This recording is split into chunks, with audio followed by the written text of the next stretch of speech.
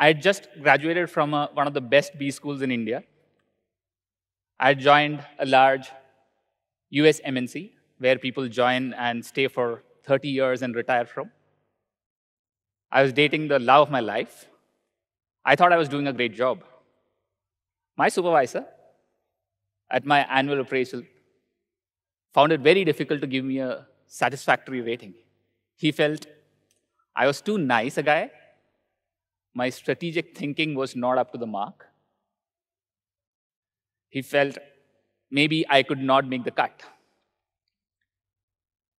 So there was a fundamental difference between what I was thinking and what my supervisor was thinking at that time. For me, I was the guy everyone was reaching out to for help. I was helping all of them. Even the same supervisor who would have other projects that he runs and wants a volunteer, I would be the first one to volunteer. I felt I was doing a great job. The purpose was not to please him, but I felt great. But in reality, I actually was a victim of empathy. I was burning myself out. The same people who I had helped were treating me like a doormat. They would actually get all the help, but post that, nothing really happened. So this was work for me. This is how work was, right? So for you to understand what I went through, or rather why this happened, you need to understand how kindness works. Right? Kindness works here in the brain. There are the hormones, whether it is serotonin or oxytocin. When you even see a kind act, which gives you a high. There are some of us who are wired differently, who feel way better when you see other people happy. You ask me, what do I want to do in life? I would never say that I want to buy a luxury car, do this, nothing. I would rather be happy making more impact. Right? So all those people among you who are seeing me here and resonate with this would understand that that is where this comes from. It starts with your brain and also how you're brought up. So for that, you need to understand how I was brought up. I actually was born into a middle-class family in Kerala, born to two government officers, brought up by a grandmother. She was the kindest person I knew in my life. So all of you who may know Keralites will know that we are very passionate about gold. Right? We like our gold. We were not very rich, but my grandmother had a gold necklace. But I've never seen her wear it because there will always be a neighbor who wants it more during that time, and she would happily give it, only to get it back, many times broken, and she'll just wear it with a safety pin and wear it. That is the kind of kindness that I thought was normal. Right? I felt that is how people should be. So that is what got ingrained into me. Some of my earlier memories from school would be related to something like this, where I was treated like a doormat, but I didn't feel about it because there was a friend of mine who was going on a month-long vacation abroad. So he came to me and asked me, Nirmal, can you write my notes for me during this time? I said, yes. And he said, when I come back, I'll get you a video game for this. I said, great. I just broken my brother's video game. I wanted to give it back to him. So I said, great, that will be amazing for me. The next 1 month, I wrote all my notes diligently at school, went back home, wrote it again for my friend. My friend came back. He was very happy, relieved, happy about it. But then conveniently, he forgot that he had promised something. But I didn't care much. I felt that's all right. So the good thing about, or good or bad thing about the Indian education system is that as long as you do what you're supposed to do, which is get reasonable grades, marks, or from a college, get into a reasonable job, as long as you're doing that once in quarter, once in a semester, once in a year exam, and that job that you want to get into, you can do whatever you want other than that. So I did exactly that. I did well in my academics, but I kept on doing whatever I wanted, like things like this, where you do an event. I would be the first one to be there to do whatever is required to make this happen. Right? I kept on doing all that. So the education system didn't punish me for that. But when I got into work, work is different. But then after that, I actually changed my job. I moved into a service company, into hospitality, and later into car sharing. Right? But here, I could see the customer. I could see the customer who was getting the benefit because of what I did. I could see a customer happy when his vacation went well, when his stay went well. That smile uplifted me. That is what I was working for then. That was amazing. That was one of the changes that I made. Another thing I realized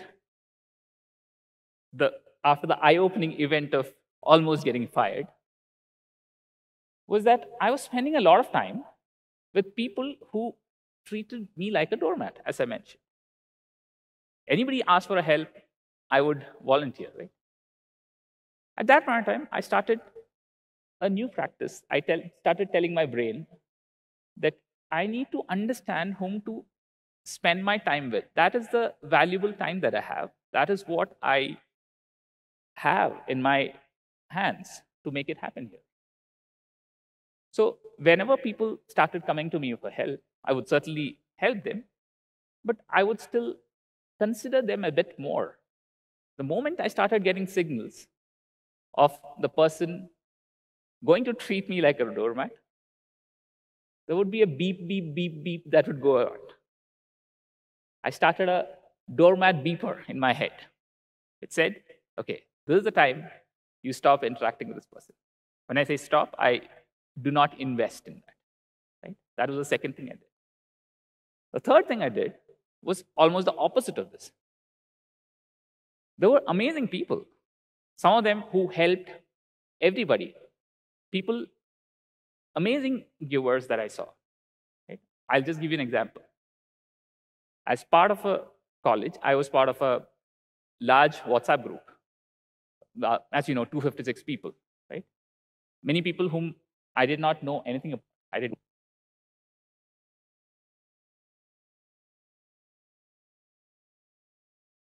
There was a time when I needed some help.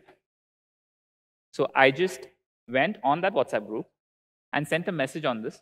There's nothing common about a lot of people, just that they're all from the same college. Within 5 minutes, I got 5 different calls from people who were not part of that group at all. All of them directed to me by one person in that group who helped me without even knowing me, which was amazing. It solved a lot of things for me at that point in time. And I decided to spend a lot more time with people like that.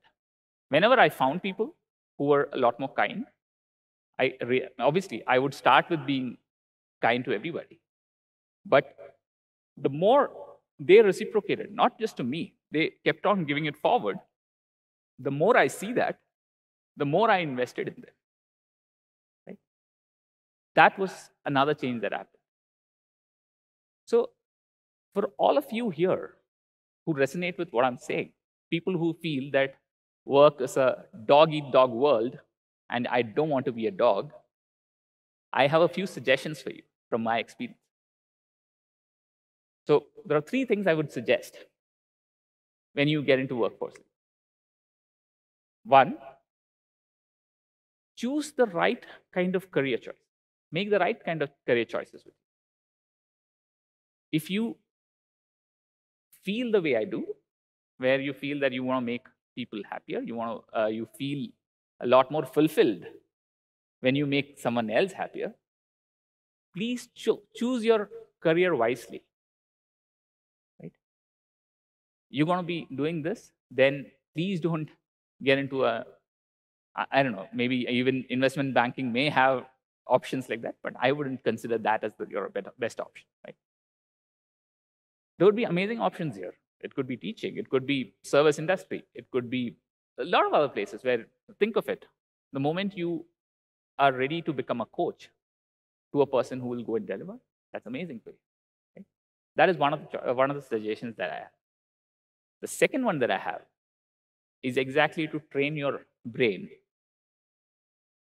for that doormat alert that I talked to you about. Just understand whom you're going to invest your time on. That is a very important thing for people like you. Otherwise, you invest on the wrong people, you burn out. The third one, again, invest on the people who pay it forward. There are amazing people across who do great stuff. Invest more of your time in them. More power to all of them. These are the three things that I suggest people do so that there is more kindness at work.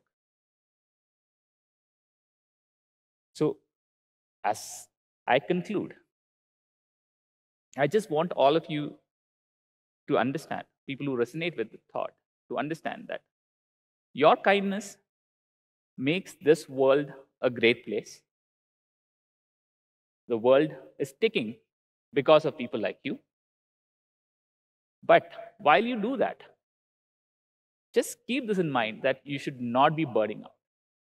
Don't burn yourself out trying to make this world a great place. Right? And for work, I just want all of you to know that being kind at work rocks. Really, being kind at work rocks. Thank you, guys.